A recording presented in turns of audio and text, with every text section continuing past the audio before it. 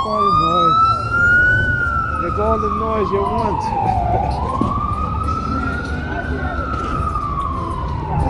Like I said, I don't bargain with terrorists.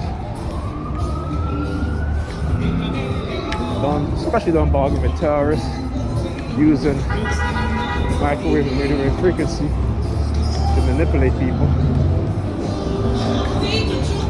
So going forward, like I told you in the past, don't try to bargain with me. It's not gonna happen. Okay? It ain't gonna work. I do not bargain with terrorists.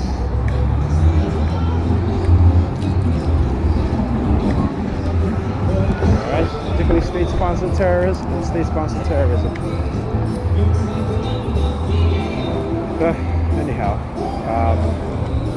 what did I forget? I was on the bus and I was going to mention something. Oh yeah, I was saying. So, you know, when I get there today, you know, she was like, no, I think she asked me, I spoke to her yesterday, she asked me what time I was coming. She was like, well, but she is going out. I said, okay, whatever. So when I got there today, she's like, well, I'm leaving at 6 and I got a place to go to. I'm like, oh, why are you volunteering information? You know, at times you act so secretive, you don't want to tell me anything. You know, all of a sudden you want to volunteer information, right? I said, what, is that what they have you doing? Are you trying to manipulate me? Listen, I'm so over her. You know what I'm saying? It's like, you know, because this is a person who is unable to see or make any changes to improve themselves in any way. This is a person who will let their children live in filth, right? And her excuses is that because she works, so she's tired all the time, but she has the energy to, you know, put on makeup and go out on dates, right? But she don't have the energy to clean up her house. Okay, and she's been like that. You know, I was the one that always been her saving grace. You know what I'm saying? You know, and I always do that. But I was, you know, it's like, again, you know, when you care for people, you love people. I still care for her, I still love her. But you know, it's a waste of my time and a waste of my health to be constantly cleaning up after her, particularly her, not the kids. I mean, the kids are messy because of her anyway, but the kids don't make as much of a mess as she did. You know, and she's too delusional. She's too delusional. She's too, you know, and delusional in the sense where she thinks in her mind, you know, things being one way when things are really the other way. So in her mind, it's okay. It's her mind. It's okay when for her to believe that the kids are adult and that they should be able to take care of themselves when they're children, right? When she would tell me, oh, her friend who have young kids, oh, she expects their kids to take care of their kids, but then she turn around and do the same thing. She turn around and she's doing the same, and even worse.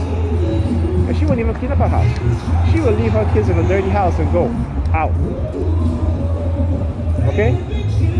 That's what she would rather do. Right? And then trying to silence me, right? In terms of, you know, telling her the truth.